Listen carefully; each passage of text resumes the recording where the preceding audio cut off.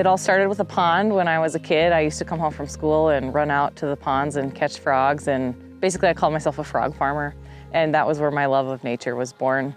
And so pretty much from the very beginning, I always knew what I wanted to do, which was to be a wildlife biologist. And post-undergrad, I worked a few years in the field before attending graduate school at Boise State University, where I got my master's in raptor biology.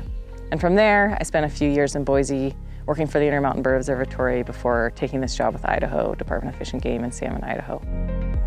So what I've been doing today is a wetland survey. And when we do those surveys, we're looking for qualities of wetland condition, wetland health, things that are going to make it persist, water quality, what kind of human impacts are at the site. So are there ATVs running through the water? Is there damming, diversions, sediment runoff?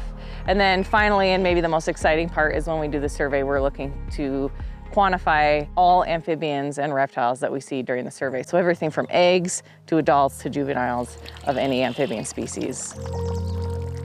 The mission of Idaho Fish and Game is to preserve, protect, perpetuate, and manage all wildlife for the people of Idaho.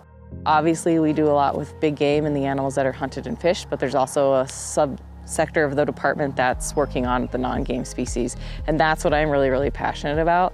And that is what inspires my art. And so those are really the species I seek to showcase in my art. The ones that people don't really know exist unless they're deep into science or spend a lot of time outside. And so those are the ones I want to bring out of the woods and into the spotlight for the citizens of Idaho.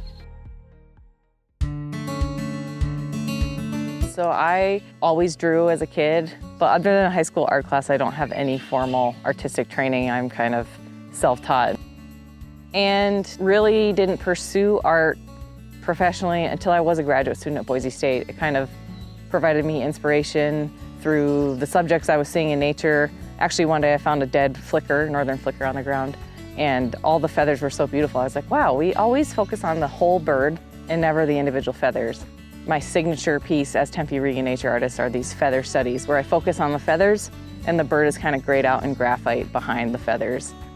Observing is important to science and observing is important to art, and building connections between the two is kind of where I find myself on my artistic journey. I hope through my art I can bring connection to nature and really instill value in creatures and wildlife and places that people don't see every day. Like, people don't see a long-toed salamander or a sora every day. They might not even know that bird exists, but if I can bring it to life in highly accurate detail on a piece of paper, you know, maybe there's some person in a hospital somewhere that might see that picture and it might light them up and, you know, bring them joy for the day. And so my goal is to connect people to nature through my art.